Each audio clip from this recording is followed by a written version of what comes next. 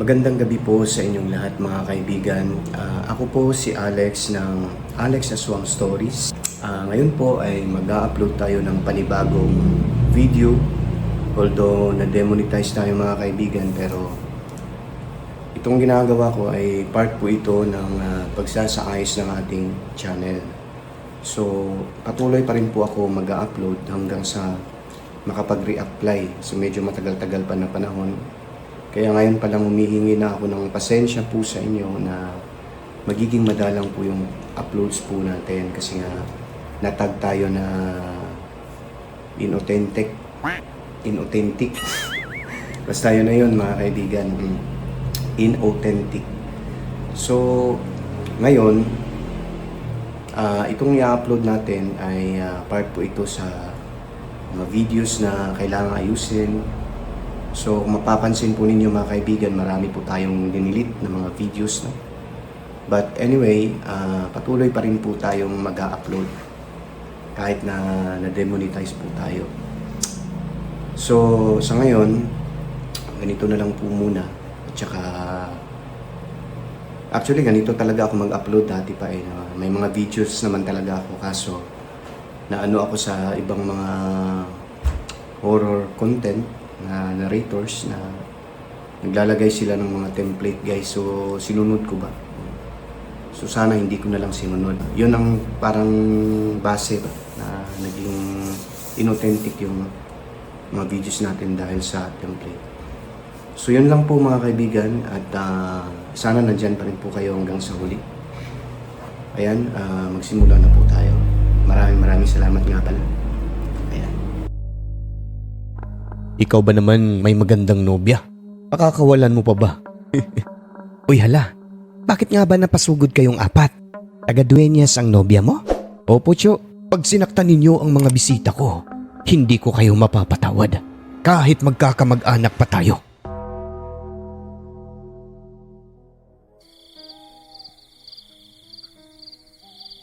Mapagpalang araw sa inyo, Sir Alex. Tawagin niyo na lang ako sa pangalang Ruben mula sa Bohol. Taong 2003, nang mga panahon na yon ay nagkaroon ng kasintahan ang kapatid kong si Kuya Miguel. Nakilala niya sa Cebu. Siya si Ate Amor, isang magandang dalaga na nagmumula sa isang baryo sa Dueñas. Makalipas lang ang ilang buwan noon, gustong-gusto na ni Kuya Miguel na mamanhikan kay Ate Amor kaya't sinabihan na niya ang aming mga magulang na ayon sa kanya kung pwede ay magpunta kami sa Dueñas sa lugar ng kanyang kasintahan upang samahan siya na mamanhikan at formal na hingin ang kamay ni Ate Amor sa mga magulang nito. Tinanong siya ng aking nanay, "Sigurado ka na ba anak sa nais mong mangyari? Di ba bago lang kayo nagkilala ni Amor? Siya na ba talaga gusto mo mapangasawa?" "Opo naman po ma, siguradong sigurado na. Mag-iisang taon na po kami. Kilalang kilala na po namin ang isa't isa." Talaga ba? Sa isang taon? Ang pamilya niya, ang lugar nila, nakilala mo na rin ba? Yun lang po ang hindi na sa ngayon. At hindi pa po ako nakapunta sa lugar nila. Pero alam ko naman po na okay lang kami. Hay, alam mo kasi anak, ang pag-aasawa ay hindi biro. Hindi yan parang kanin na kapag ka napaso yung dila mo ay pwede mo agad iluha. Hindi madali ang pag-aasawa anak, lalo na sa tingin ko sa'yo. Hindi mo pa masyadong nakikilala yan si Amor. Kaya hanggat maaari pag-isipan mo muna. Matagal na nga po namin na pinag-isipan yan ma, at sigurado na po talaga kami. Sumagot naman ang aming tatay at sabi niya, "Oy, sige. Ikaw ba naman may magandang nobya? Pakakawalan mo pa ba?" At saka, sa tamang edad na yan sila. May mga trabaho na rin. Kaya na nilang buhayin ang kanilang mga sarili. Huwag ka mag-alala anak, Miguel. Kung desisyon nyo na talaga, okay kami ng nanay mo. Kung saan ka masaya, suporta lang kami. Yes, salamat po tay. Ay tay, di ba may kamag-anak tayo sa Iloilo? Oo, si Rigor, pinsan kong buo. Pero wala na akong balita sa kanya ngayon. Di ko alam kung doon pa ba sila nakatira. Ang tagal ko na hindi nakapunta sa kanila. Tamang-tama tay. Medyo malapit na lang yung papuntang Dueñas mula kina Tio. Hindi, medyo malayo pa yung address na yan. Pero nak, ang sa akin lang ba? Wala ba namang lahing kwan yung pamilya ni Amor? Yung kasintahan mo ba? Anong ibig mong sabihin po pa? Wala bang lahing aswang yan? Kasi alam mo anak, bali-balita noong panahon, may mga aswang dyan sa Dueñas. Ay hindi po ganun ang kasintahan ko tay. Hindi aswangan yung lugar nila sabi niya. Naitanong ko yan sa kanya. Hindi naman po daw totoo yung sinasabing mga aswang-aswang. Paninira lang daw po yan. Kung sa bagay. Sige, suportahan ka namin. Matapos ngang mapag-usapan ang tungkol sa pamamanhikan isang buwan ang lumipas, ay nagtungo na kami sa Iloilo kung kailan nakalive na kami sa trabaho noon. Ang lugar ng aking tiyuhin ay sa Iloilo City talaga. 4 kaming nagtungo roon. Ako, kapatid ko, nanay namin na si Elizabeth at tatay namin na si Rudy. Dumiretso kami sa pinsan ni Papa, si Tio Rigor. Doon pa rin sila nakatira at nagulat sa biglaang pagdating namin. Nila mama at papa tapos yung kapatid ko. Tiyempong nandoon si Tio Rigor may kinukumpuni sa labas ng bahay nila. Pagkakita niya sa amin na nasa bungad ng gate nila. Rudy? Hoy Rudy! Rigor! Ikaw nga Rudy! Elizabeth! Uy! Pasok! Napasugod kayo! Pamano po Tio? Tita, pamano po? Nagmano kami ng kapatid kong si Miguel. Hindi niya kami nakilala. Ito na ba yung mga anak mo? Oo, insan, yan na sila. Abay, mga binata na pala. Ang dali-dali, pasok. Kumain na ba kayo? Tara. Nako, tapos na pinsan. Uy, hala. Bakit nga ba napasugod kayong 4? Tanong ulit ng aking tiyuhin. Sagot ni tatay. Paano ba naman? Itong pamangkin mo, mamamanhi ka na sa nobya niya na taga Dueñas. Mag-aasawa na pala. Sige. Opo, Tio. Oo nga pala. Dueñas? Taga Dueñas ang nobya mo? Opo, Tio. Pagkasabi ni Kuya ng ganon, nagkatinginan si Tio at kanyang asawa. Malayo pa pala yun. Kailan kayo mamamanhikan? Ang plano namin bukas na Tio kasi para matapos na to. Sumagot naman si Papa at sabi niya, Pinsan, pwede ba kaming magstay muna dito kahit na hanggang bukas lang o hanggang sa makalawa? Sus, kahit 1 taon pa kayo rito, walang problema. Sagot ng tiyuhin ko. Palabiro kasi yung tiyuhin namin na yon. O bakit hindi niyo dinala yung mapapangasawa mo rito? Bali nauna na po kasi siyang umuwi sa kanila, Tiyo. Nung nakaraang araw pa. Para mapaghandaan din sa kanila at may sasalubong sa amin pagpunta namin sa kanila. Sige. Nasama ako sa pamamanhikan nyo. Talaga, Tiyo? Oo. Eka, saan sa Dueñas ang nobya mo? Tanong ulit ni Tio. Pagkasabi ni Kuya Miguel sa ganitong baryo, ay nagkatinginan ulit sila ng kanyang asawa. Dong, sigurado ka ba doon nakatira ang kasintahan mo? Opo, Tiyo. Bakit po? Bigla namang sumagot ang tatay namin at sabi niya, ganyan din yung tinanong ko sa kanya nung mga nakaraang linggo. Baka kakoy may lahing lumilipad ang napapangasawa niya. Sumagot naman si Kuya at sabi niya, hindi raw ganon ang pamilya nila, Ate Amor. Hindi naman lahat na mga naninirahan doon ay ganon. At least may ideya tayo sa address, sa lugar. Baka maligaw tayo bukas di ba? Kasi ang baryo na sinasabi mo, liblib yun. Ganon po ba, Tiyo? Oo, alam ko ang lugar na yan. Malayo yan sa syudad. O sige, magmerienda na muna. Kinabukasan nga nun ay maaga pa lang. Nagpunta na kami sa pamilihan. Bumili kami ng mga pagkain, Sir Alex. Abala na kasi masyado kapag magluluto pa. Bandang mga 10:00 ng umaga. Sabay-sabay na kaming nagtungo papunta sa lugar nila Ate Amor. Sumama yung anak ng aking tiyuhin na si Leo. Ang tiyuhin ko ay nagdala ng langis na kumukulo kapag may aswang sa malapit. Panigurado lang daw. Baka raw kasi aswang ang pamilya nila Amore. Habang binabaybay namin ang daan papasok sa naturang lugar gamit ang jeep ni Tio Sir Alex, ay napapansin naming paisa-isa na lamang ang mga bahay-bahay na nakatirik sa gilid ng daanan doon. Tinitignan ko ang paligid, pinagmamasdan. Puro malalaking puno at patungo na kami sa bundok dahil may mga part na ang dinadaanan namin ay elevated na. May mga napagtanungan kami roon, Sir Alex, na ayon sa aking tiyuhin, humulo raw ang langis niya sa bulsa niya. Na ibig sabihin, may aswang. Mga 3 tao ang napagtanungan namin. Lahat. Mukhang mga aswang dahil kumulo talaga ang langis ni Tio Rigor.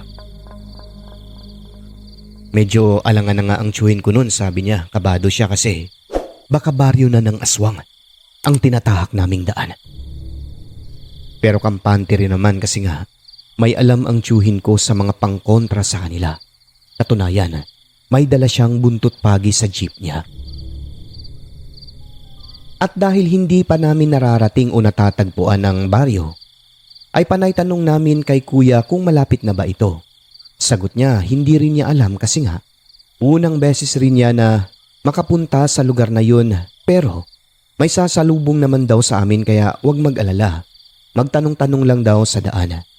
Yun ang ginawa namin nila Tio. Ang babala lang ng tiyuhin namin, huwag masyado mag-ingay at mag-iingat sa lugar na yon. Huwag pansinin kung ano man ang makita naming kahina-hinala kasi nga hindi namin alam kung ano ang mga tao roon. Hanggang sa may nakita kaming isang tindahan, nagtanong kami roon. Pagkarinig niya sa apelyido ay tinuro nila ang direksyon papunta kina Amor. Sa pagkakataong ito, ayon sa aking tiyo, hindi kumulo ang langis niya. Ibig sabihin hindi aswang yung matandang napagtanungan namin na yon. Hindi nga nagtagal habang binabaybay namin ang daan, Sir Alex, ay may mga sumalubong sa amin. Nakita namin si Ate Amor, mga magulang niya, kapatid at tiyuhin. Tapos isang nagngangalang Jomar na kamag-anak lang din umano nila. Sa daan pa lang, Sir Alex, ipinakilala na kami ni Ate Amor sa kanila. Mukhang mababait naman sila sa tingin ko pero napansin kong itong si Jomar ay kakaiba ang kilos nito, Sir Alex. Yun bang lumalaki ang kanyang ilong kasi may inaamoy-amoy siya. Parang inaamoy-amoy nila kami. Na para siyang aso.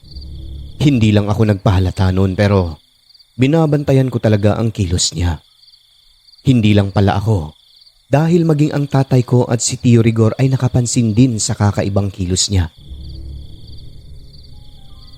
Noong nakasakay na kami sa jeep papunta sa bahay nila Ate Amor, sila naman sumakay na ng kanilang tricycle. Ang sabi ni Tio, may aswang kaming kasama dahil kumulo ang langis niya sa bulsa kanina.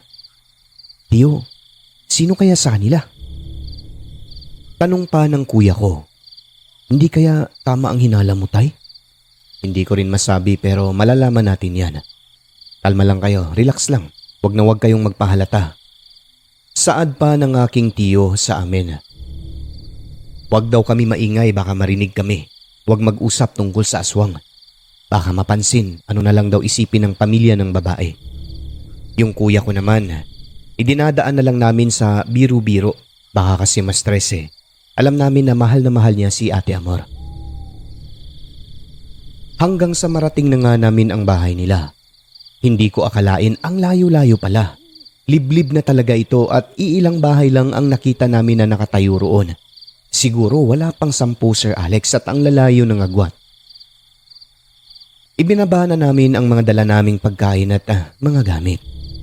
May mga nakapwesto na sa bakuran nila ng mga upuan, halatang pinaghandaan.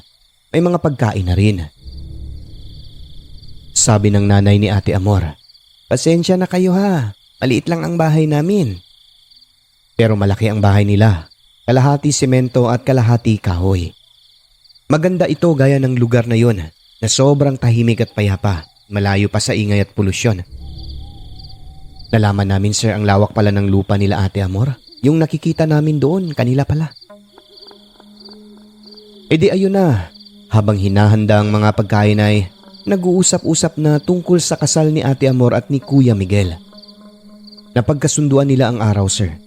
Matapos nun kumain na ang lahat. At habang abala, si Tio na may nagmamasid-masid ng pasimple sa palibot. Napansin niya, Sir Alex, na noong umalis ang kamag-anak nilang si Jomar ay nawala rin ang pagkulo ng langis sa kanyang bulsa. Ibig sabihin, si Jomar lang ang aswang sa pamilya nila o sa mga kamag-anakan. Ang mga pagkain ay nasa labas lang po ng bahay, wala sa loob. Nilagyan lang ng trapal at mahabang mesa. Habang kumakain, dumating bigla si Jomar na may kasamang dalawang matatanda. Mga kamag-anak lang din daw nila yon. Ang ipinagtataka namin sa tatlong taong ito, hindi talaga sila kumuha ng pagkain na mula sa amin. Pati yung lechon hindi sila kumain nun. Ang kinain lang nila, yung luto nila Ate Amor, Sir Alex, na ang iba ay walang lasa. Ang pumasok agad sa aming isipan, yung pagkain na yon ay para sa ibang bisita. Ganun pa man ay masayang-masaya kami roon, Sir Alex. Tinrato kami ng parang kapamilya rin. Nang dahil doon, naalis ang mga kaba sa dibdib namin. Parang mga magkadugulang kaya kampante talaga kami. Pati na ang mga magulang ko at tiyuhin. Siyempre, magiging part na kasi ng pamilya nila ang kapatid ko. Ngunit marami talagang babala ang aking tiyuhin. Gaya ng huwag magkumpiyansa sa pagkain pag may iaabot, huwag tanggapin o kainin, huwag lang magpahalata. Huwag magkumpiyansa sa isang lalaking nagngangalang Jomar. Aswang daw yun. Okay lang, kako. Takot sa tatay ni Amor yun. Bago mag alas 4 ng hapon, Sir Alex, uuwi na sana kami pabalik kina Tio Rigor. Ngunit pinigilan kami ng mga magulang ng aking soon-to-be hipag. Dito na kayo magpalipas ng gabi kasi aanhin naman namin itong pagkain na pagkarami-rami. Pagtulungan muna nating ubusin ito hanggang bukas. Magkasiyahan muna tayo rito, ano ba kayo? Sabay ngiti sa isa't isa at nagkukumustahan. Naku, pasensya na talaga, pre. Kung wala lang obligasyon, kahit hanggang sa susunod na araw siguro tayo dito Sagot ni Tio Rigor. Ganito na lang, pre. Iyang si Miguel, si Ruben at anak ko, magpapaiwan na lang yan sila dito. Bukas na lang kayo umuwi, mga anak. Ha? Sigurado ka, Tio? Oo. Ikaw pa? Tio Rigor mo nagsabi. Sumagot naman ang pinsan kong si Leo at sabi, o sige, walang problema. Excited din ang isa kasi may nakitang magandang dalaga. Yung langis naman ng tiyuhin ko ay iniwan niya po kay Leo. Kinuha ko yon at isinilid sa aking bulsa, hindi naman kumukulo. Palatandaan na hindi talaga aswang ang pamilya nila Ate Amor. Pagsapit ng gabi ay nag-inom na kami kasama ang tatay, kapatid ni Amor at si Jomar na bigla na lang dumating. E di pumwesto kami sa ilalim ng puno kung saan ay maliit na bumbilya. Tig-isa-isa kami ng baso ayon na rin sa kagustuhan ni Ate Amor. Habang abala, pasikreto namin tinignan ni Leo ang langis sa bulsa ko. Grabe, Sir Alex. Kumulo nga. Aswang nga. Ang taong nakihalubilo sa amin. Kamag-anak lang din ni Ate Amor. E di pakindat-kindat na lang kaming tatlo nun. Tahimik na lang. Sumasagot na lang kapag tinatanong. Maya-maya pa, bigla na lang nagsalita si Jomar at sabi niya, Bay, saan kayo nagkakilala ni Amor? Napatingin si Amor kay Jomar at kay Kuya Ruben. Sumagot ang kuya ko, ang sabi niya, sa Cebu kami nagkakilala? Sagot nito na parang nakaloko. Dahil nagmumukha na siyang bastos noon ay sinupalpal siya ng tatay ni Ate Amor. Bakit ka naman tanong ng tanong dyan, Jomar? Pwede bang tumahimik ka na lang? Kanina ka pa. Pasensya na po, Tio. Tumahimik ang lalaki. Tumagay. Pagkatapos ay nagsalita ulit. Alam mo ba si Amor mahal namin yan. Ngayon lang ulit kami nagkakita-kita niyan dito pagkat ilang taon yan na hindi umuwi sa lugar namin. Hindi kami makakapayag na sasaktan lang yan ng mapapangasawa niya. Tumigil ka na, Jomar. nambabastos ka na ng mga bisita ah. Pasensya na tiyo. Lasing ka na, umuwi ka na. Sumagot naman si kuya at sabi niya, hindi ko naman magagawa yun sa kanya, pare. Nagmamahalan kami ni Amor. Kinakabahan na talaga kami noon, Sir Alex. Ang sa isip namin, kamag-anak nila pero para bang nagsiselos. Nagpaparinig siya. At eto pa, napansin ko sa mga mata nito habang nagsasalita.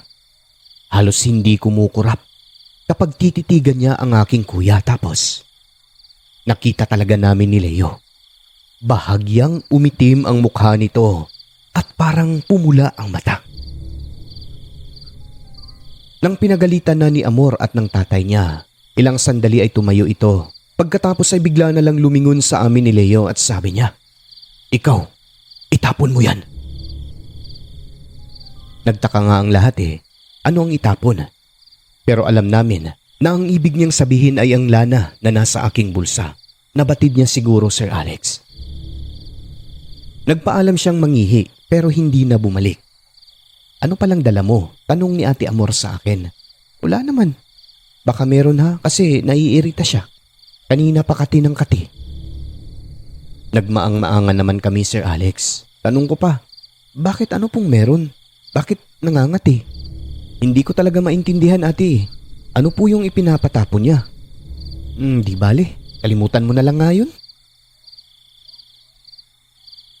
Inakabahan na talaga kami noon, Sir Alex. Nang mga 9:00 ng gabi, kami na lang 4 ang nakaupo sa ilalim ng puno ng mangga.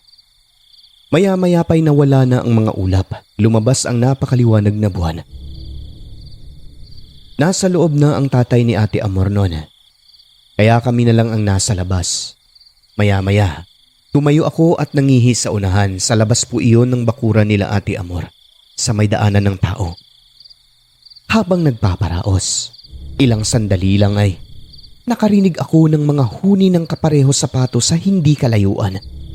Sunod-sunod po iyon, Sir Alex, hanggang sa parang nasa tabi ko na lang sa may tenga. Inilabutan ako, dali-dali akong pumasok. Bumalik sa pwesto namin na parang walang narinig. Kasi ayaw ko naman sabihin sa kanila yun eh. Baka isipin nila sobrang matatakutin ko lang. Ang pilit kong iniisip na lang noon ay baka tinatakot ko lang nga ang aking sarili. Ngunit hindi lang pala. Ako ang nakarinig noon kundi maging si Amor, kuya at pinsan ko. Ilang sandali pa, Sir Alex. Sunod-sunod na angil na at sit-sit ang naririnig namin. Kung kaya, napatayo kaming 4 at lumapit sa bungad ng pintuan ng bahay nila Ate Amor. "Ano yun, aswang?" tanong ni Kuya Ruben sa kanyang mapapangasawa. "Tara na, doon tayo sa loob," sagot ni Amor. Ako naman, maniwala kayo o hindi, paglingon ko sa bandang pinanggagalingan ng sitsit ay may nakita akong 3 pares ng malalaking mata. Nagbabaga. Lumiliwanag ng parang pinaghalong pula at dilaw. Nagkukubli ito sa mga mahahaba at mayayabong na dahon na katulad ng tubo. Sa takot ko, Sir Alex, agad-agad akong pumasok sa bahay nila Ate Amor. Ramdam ko ang aking batok na malamig at nananayo ang buhok. Hindi lang ako nagpalata. Hanggang sa nagpakita na naman ang mga mata na yun kung kaya, itinuro ko kay Kuya Ruben at kay Leo. Nakita rin ni Amor. Kaya napatanong ang kapatid ko. Ang sagot ng babae, "Hayaan ninyo yan. Baka mga kapitbahay lang yan. Kung ano-ano pumapasok sa utak. Baka pinagtitripan tayo." Pero sa isip-isip ko, pinagtitripan? Pero bakit pula ang mga mata at nagkukubli pa? Tapos, hindi normal ang boses. Aswang talaga, Sir Alex. Napansin namin sa pananalita ni Amor, para bang meron po siyang tinatago na yung bang alam niya kung ano at sino ang nakita ko. Yung nakita namin na nagkukubli. sa mayayabong na dahon sa unahan. Pautal-utal siya kung magsalita tapos hindi rin mapakali. Kahit sinong makakita sa amin doon, alam na nilang kinakabahan kami. Nawala lang ito, Sir Alex, nang sabihin ng tatay ni Ate Amor na huwag kaming mag-alala sa puder nila. Hinding-hindi kami mapapaano doon. Huwag na lang daw kami lumabas ng bahay kasi baka mabangis na hayop ang nakita naming nagkukubli roon. Nakikinig lang pala sa usapan namin ang tatay niya. Kahit papano naman ay naging kampante kami sa mga binitawan niyang salita. Ganito talaga rito mga iho. Kaya pansin nyo, kapag madilim na, wala nang tao sa labas ng mga bahay-bahay dito. Pero huwag kayong mag-alala.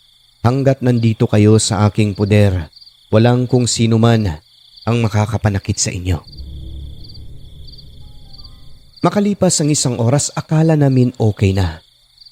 Sobrang tahimik na ng gabi. Mga insekto lang naririnig namin doon. Ngunit, bigla na lang nagkagulo, Sir Alex. Hindi na kami nakatulog noon. Paano ba naman kasi? Bigla na lang may bumagsak sa bubungan ng bahay nila Ate Amor. Hindi lang isa, kundi dalawang malalaking kung anong hayop. Aswang sa tingin namin. Sa gulat na pamura ng malakas ang tatay ni Ate Amor. Galit na galit itong nagwika. Alam niyo ba, sir, kung sino ang mga binanggit niyang pangalan? Jomar at Aning. Mga walang hiya kayo. Pinakain ko na kayo, maggaganyan pa kayo rito. Umalis kayo. Pag sinaktan ninyo ang mga bisita ko, hindi ko kayo mapapatawad. Kahit magkakamag-anak pa tayo. Grabe. Kumpirmado, Sir Alex. Hindi na lang kami nagsasalita nun. Pero may mga inamin po sila sa amin, mga kamag-anak daw po nila. Mga aswang. Pero hindi naman daw nangaano. Maliban na lang kung may dayo na buntis, talagang mabango raw po yun sa kanila. Nang biglang nagtanong ang tatay niya, "Teka anak, hindi ka ba buntis?" Dito na umamin si Kuya Ruben at si Ate Amor. Buntis din pala. Kaya hindi mapakali ang mga aswang sa baryong iyon. Idagdag mo pa, ilang taon na siyang hindi nakauwi roon. Kaya ang ibang aswang inaakalang dayo na rin siya doon eh. At yun na nga po. Matapos na paulit-ulit na magmura ang tatay ni Ate Amor ay umalis naman ang mga aswang sa bubungan. Narinig na lang namin ng malaking pagaspas ng pakpak. Lalo na nung sabihin niyang hindi ko kayo mapapatawad, pupuntahan ko kayo. Subalit hindi kami nakatulog, sir. Siguro mga 3:00 na ng madaling araw. Pagpatak ng 9:00 ng umaga, agad na kaming nagsiuwian lahat. Wala nang daming satsat. Matapos lang makapagkape at tinapay, diretso na kaming umuwi sa bahay nila Tio Rigor. Sumama na rin sa amin si Ate Amor kasi pinasama na rin ng kanyang tatay. Pagdating doon, hindi na namin pinag-usapan ang tungkol sa nangyari kasi ayaw namin na mapahiya lang si Ate Amor gawa ng mga kamag-anakan niya, sir, puro pala mga aswang. Ngunit siya mismo, mula sa bibig ni Ate Amor, ang nag-open up sa nangyari kagabi. Ginulo daw kami ng mga kamag-anakan nilang mga aswang. Nagkwento siya, sir, marami. Karamihan daw mga matatanda na kamag-anak nila ang aswang. Ang iba pa nga nakaratay na sa kama pero paggabi, nakakatayo na naman, nagiging malakas. At eto pa, ang lola niya mismo ay isang aswang pero wala roon. Nasa kabilang barangay nakatira sa tiyahin nila. Maaaring hindi umano gusto si kuya ng nagngangalang Jomar na aswang kaya tinakot kami. O pwede ring bumalik dahil may naaamoy na buntis. Si Ate Amor lang pala yun. Sabi naman ni Tio Rigor, hindi nga siya nagkakamali. Napakaraming aswang sa naturang baryo. Ganun pa man ay ikinasal pa rin ang aking kuya at si Ate Amor, Sir Alex. Naging maayos naman ang pagdaos, ngunit hindi sa lugar nila. Magulo raw doon, sabi mismo ni Ate Amor, kaya ginanap ang kasal sa lugar namin sa Bohol. Bale ang pamilya na lang ng aking hipag ang dumayo sa lugar namin. Kasi lahat kami noon ayaw na naming bumalik sa baryo nila Ate Amor sa Dueñas.